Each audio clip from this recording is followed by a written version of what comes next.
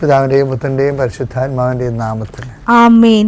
August 18 തിങ്കളാഴ്ച നമുക്ക് പ്രാർത്ഥിക്കാം. അമ്മേ പരിശുദ്ധമ്മേ, അമ്മേ പരിശുദ്ധമ്മേ, ദൈവമാതാവേ, കൃപാസനത്തിലൂടെ ഞങ്ങൾക്കും ഞങ്ങളുടെ ദേശത്തിനും അമ്മ മധ്യസ്ഥം തേടി തന്ന എല്ലാ അനുഗ്രഹങ്ങൾക്കും കൃപകൾക്കും ഞങ്ങളിപ്പോൾ ഹൃദയം നിറഞ്ഞ നന്ദി പറയുന്നു. അമ്മേ പരിശുദ്ധമ്മേ, അമ്മേ പരിശുദ്ധമ്മേ, ദൈവമാതാവേ, 2004 ഡിസംബർ 7 തീയതി ഉച്ച കഴിഞ്ഞ് 2:30 കൃപാസനത്തിൽ സംഭവിച്ച അമ്മയുടെ പ്രത്യക്ഷപ്പെടലിനെ കുറിച്ച് തിരുസഭയ്ക്ക് സമർപ്പിച്ചിരിക്കുന്ന പഠനരേഖകളുടെ സഭാത്മകമായ പഠനം ആരംഭിക്കുവാൻ ഞങ്ങൾ പ്രാർത്ഥിക്കുന്നു. അമ്മേ പരിശുദ്ധമ്മേ, അമ്മേ പരിശുദ്ധമ്മേ, ഭൂസ്വർലോകങ്ങളുടെ രാജ്ഞിയായ അങ്ങേയ്ക്ക് ഭൗമസംരക്ഷണത്തിനായി പ്രപഞ്ചപ്രകൃതിയെ തന്നെ തിരുസഭ പ്രതിഷ്ഠിക്കുവാൻ ഈ പ്രത്യക്ഷീകരണം വഴി ഇടയാക്കണമേ. പരിശുദ്ധമ്മേ, ജപമാല മാതാവേ, സകല കൃപാസനം പ്രാർത്ഥനകളോടും ചേർത്ത് ഞങ്ങളിപ്പോൾ പ്രാർത്ഥിക്കുന്ന ഈ കുടുംബത്തിന്റെ പ്രത്യേക നിയോഗം. ഇന്നത്തെ നിയോഗം പറ മക്കളെ.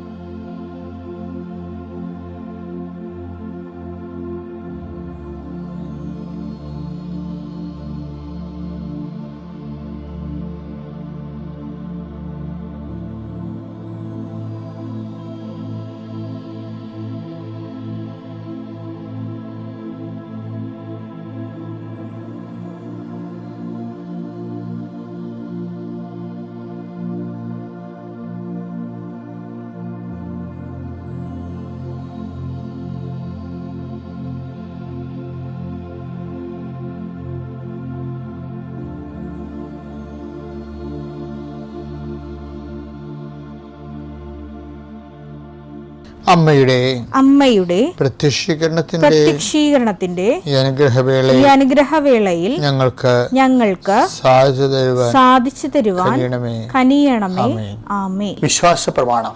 സർവശക്തനായ പിതാവും ആകാശത്തിന്റെയും ഭൂമിയുടെയും സൃഷ്ടാവുമായ ദൈവത്തിൽ ഞാൻ വിശ്വസിക്കുന്നു. അവിടുത്തെ ഏകപുത്രനും ഞങ്ങളുടെ കർത്താവുമായ ഈശോ മിശിഹായിലും ഞാൻ വിശ്വസിക്കുന്നു. ഈ പുത്രൻ പരിശുദ്ധാത്മാവിനാൽ ഗർഭസ്ഥനായി കന്യകാമറിയത്തിൽ നിന്ന് പിറന്ന് പൊന്തിയോസ് പീലാത്തോസിന്റെ കാലത്ത് പീഡകൾ സഹിച്ച് കുരിശിൽ തറയ്ക്കപ്പെട്ട് മരിച്ച് അടക്കപ്പെട്ട് പാതാളങ്ങളിൽ ഇറങ്ങി മരിച്ചവരുടെ ഇടയിൽ നിന്ന് 3-ാം നാൾ ഉയർത്ത് സ്വർഗത്തിലേക്ക് എഴുന്നള്ളി സർവശക്തിയുള്ള പിതാവായ ദൈവത്തിന്റെ വലതുഭാഗത്തിരിക്കുന്നു.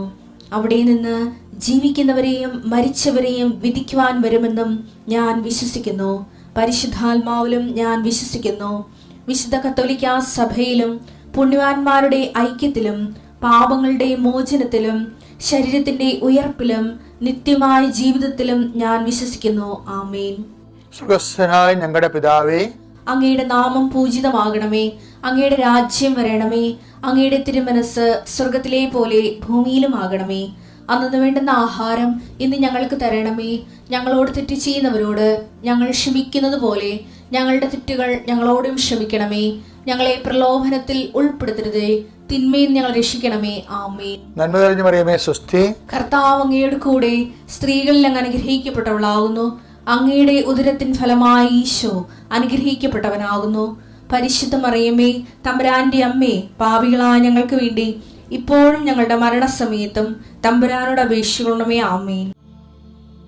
കർത്താവിന്റെ ഉന്നതമായ നാമത്തിൽ സ്വസ്ഥം ചെയ്യുന്നു.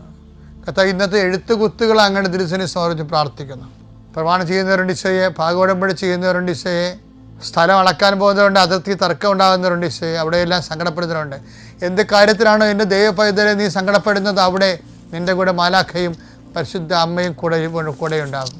കർത്താവ് സെൻഡ് ചെയ്യണതാണത്. നീ ധൈര്യമായിട്ട് പോകാം. എപ്പോൾ പോകുമ്പോഴും പ്രാർത്ഥിച്ചുകൊണ്ട് നിൽക്കണം. കാര്യങ്ങൾ വൈരാഗ്യം മൂർച്ഛിച്ച് വരുമ്പോൾ ഈ രാജ്യത്ത് നിയമമുണ്ടെന്ന് നീ ഓർത്ത് അതിനെ നീ വിധേയപ്പെടണം. ഒരിക്കലും ആയുധം കയ്യിലെടുക്കുകയോ അതുപോലെ നിയമം കയ്യിലെടുക്കുകയോ ചെയ്യേണ്ട. മറിച്ച് കർത്താവിൻ്റെ ആയുധമായ, സ്വർഗത്തിൻ്റെ ആയുധമായ ജപമാല നീ കയ്യിലെടുക്കണം. നിനക്ക് വേണ്ടി യുദ്ധം ചെയ്യുന്നത് നീയല്ല, നിൻ്റെ കർത്താവാണ്. പുറപ്പാട് 14:1-14 നമ്മൾ വായിക്കുന്നുണ്ട്. കർത്താവ് നിങ്ങൾക്ക് വേണ്ടി യുദ്ധം ചെയ്യും, നിങ്ങൾ മൗനമായിരുന്നാൽ മതി. നിങ്ങൾക്ക് ഇത്തിരി ക്ഷമ വേണം ചില കാര്യങ്ങൾക്ക്. ഇപ്പം തന്നെ എടുത്തോ പിടിച്ചോ എന്നും പറഞ്ഞു നിൽക്കുക. നിങ്ങൾ മൗനമായിരിക്കുക, നിങ്ങൾ ശാന്തമായിരിക്കുക എന്ന് വ്യത്യസ്തങ്ങളായ തർജ്ജമകളുള്ളത്. നിങ്ങൾ ക്ഷമയോടെ കർത്താവിൻ്റെ പദ്ധതിക്കായി കാത്തിരിക്കാൻ സമയം അനുവദിക്കുക എന്നർത്ഥമുണ്ട്. കർത്താവെ, ക്ഷമ എന്ന വലിയ പുണ്യങ്ങളാൽ കർത്താവ് അത് പരിഹരിക്കുന്നതിന് വേണ്ടിയുള്ള സാവകാശവും സംയമനവും സൗമനസ്യവും കർത്താവെ അങ്ങയുടെ മക്കൾക്ക് നൽകണമെന്ന് പ്രാർത്ഥിക്കുന്നു. വിവാഹം താമസിക്കുന്നവർ ആസ്വദിക്കാൻ പ്രാർത്ഥിക്കുന്നു. വിവാഹത്തിന് വേണ്ടി കർത്താവുള്ള ചുറ്റവട്ടങ്ങൾ ഒരുക്കുന്ന സംബന്ധിച്ച് പ്രാർത്ഥിക്കുന്നു. പെൺമക്കളുടെ കല്യാണത്തിന് വേണ്ടി പണം കാണാതെ വിഷമിക്കുന്ന സംബന്ധിച്ച് പ്രാർത്ഥിക്കുന്നു.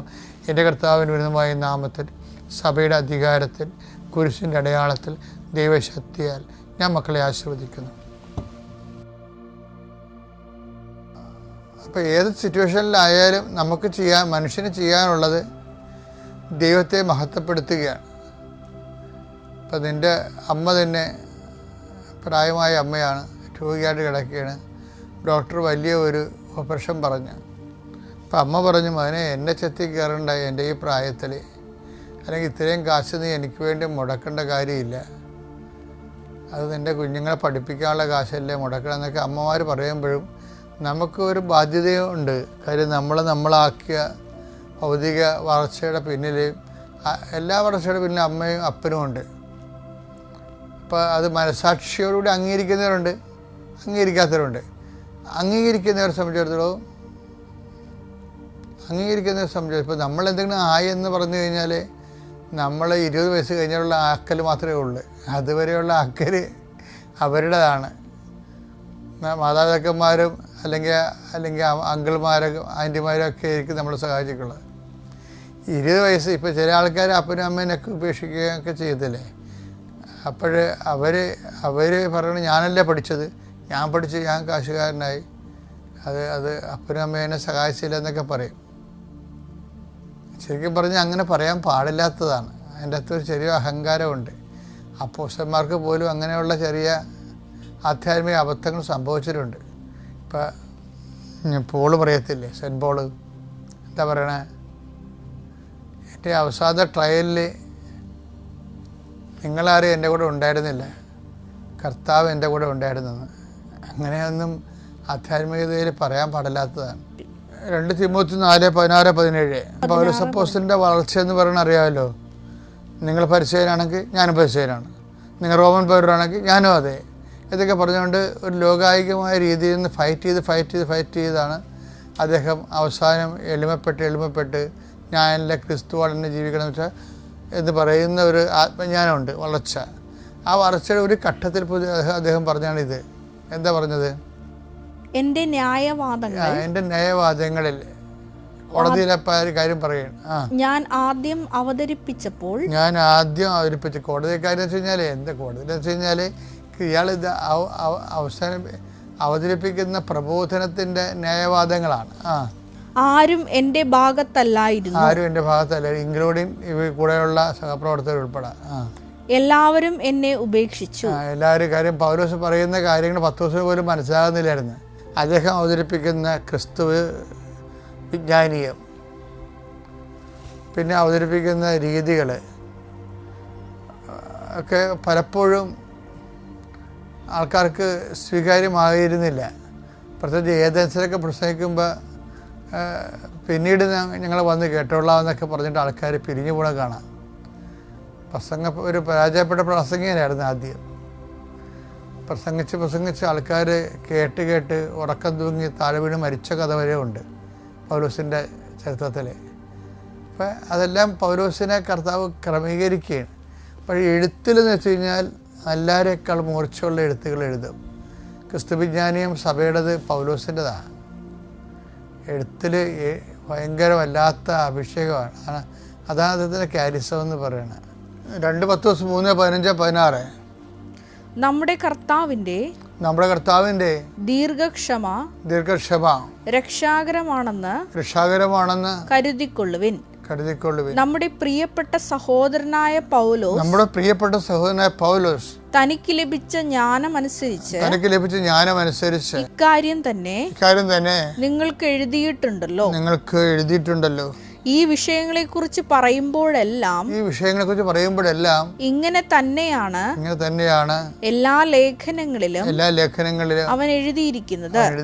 മനസ്സിലാക്കാൻ വിഷമമുള്ള ചില കാര്യങ്ങൾ അവയിലുണ്ട്. അറിവില്ലാത്തവരും ചഞ്ചല മനസ്കരുമായ ചിലർ മറ്റു വിശുദ്ധ ലിഖിതങ്ങളെ പോലെ അവയെയും തങ്ങളുടെ നാശത്തിനായി വളച്ചൊടിക്കുന്നു. അംബിഗസായിട്ടുള്ള കാര്യങ്ങൾ ചില സമയത്ത് ഓരോരുത്തർ അവരവരുടെ താല്പര്യത്തിന് വേണ്ടി വചനങ്ങൾ വളയ്ക്കണ സമയത്ത് തങ്ങളുടെ വ്യാഖ്യാനിക്കത്തിലേക്ക് വചനത്തെ വളച്ച് കഴിയുമ്പോൾ അത് ഒടിഞ്ഞു പോകും. അതാണ്. അപ്പം അത് അങ്ങനെയുള്ളത് കൊണ്ട് ചില ആൾക്കാർ പൗലോസിനെ ഇങ്ങനെ ന്യായവാദങ്ങളെ, അദ്ദേഹത്തിൻ്റെ അവതരിപ്പിച്ച ക്രിസ്തു വിജ്ഞാനീയത്തെയും, പിന്നെ അദ്ദേഹം ജയിലിൽ പിടിക്കപ്പെട്ട സമയമുണ്ട്, അപ്പോഴും പൗലോസ് ഒറ്റപ്പെട്ടു പോയിട്ടുണ്ട്. അപ്പോൾ അതൊക്കെ താൻ അനുഭവിച്ചിട്ടുള്ള സങ്കടങ്ങളാണത്. പക്ഷേ ഈ സങ്കടങ്ങളെ ശരിക്കും പറഞ്ഞാൽ പൗലോസിന് പറ്റിയ ഒരു അബദ്ധം എന്ന് പറയുന്നത് അമ്മയെ കണ്ടുമുട്ടിയില്ല എന്ന് തന്നെയാണ്. ഇതിൻ്റെ ഇരട്ടി എന്തെല്ലാം സങ്കടങ്ങളുണ്ടായിരുന്നുള്ള ആളാണ് അമ്മ. പക്ഷേ ആരോടും അത് പറഞ്ഞില്ല. ലൂക്കായും അമ്മയുമായിട്ട് നല്ല ഡയലോഗ് ഉണ്ടായിരുന്നതാണ്. അതുകൊണ്ടാണ് യേശുവിൻ്റെ ബാല കാലഘട്ടങ്ങളൊക്കെ കുറിച്ച് ലൂക്കായിലേ പറയണത്. അപ്പോൾ അവരമ്മയുമായിട്ട് നല്ല ഡയലോഗ് ഉണ്ടായിരുന്നതാണ്. പൗലോസിൻ്റെ ശിഷ്യനാണ് ലൂക്ക എങ്കിലും ലൂക്ക വഴി പോലും പൗലോസ് അമ്മയെ കണ്ടുമുട്ടിയില്ല. അതിൻ്റെ പരാധീനത അദ്ദേഹത്തിൻ്റെ ആധ്യാത്മികതയിലുണ്ട്. ഈ ഒരു സംഭവം എൻ്റെ ന്യായവാദങ്ങളിൽ എല്ലാവരും എന്നെ കൈവിട്ടെന്നൊക്കെ പറയണില്ലേ, അപ്പം എൻ്റെ സങ്കടങ്ങളിൽ ഈ ഒരു അമ്മയ്ക്കാണ് ഉണ്ടായിരുന്നെങ്കിൽ അമ്മ ഈ വിഷയം ഹൃദയത്തിൽ സംഗ്രഹിക്കുകയുള്ളൂ, എഴുതിപ്പോലും വെക്കില്ല. അങ്ങനെയൊക്കെ എഴുതി വെക്കാനാണെങ്കിൽ ആ സങ്കടത്തിൻ്റെ സുവിശേഷം എന്തുമാത്രം ഉണ്ടാകും.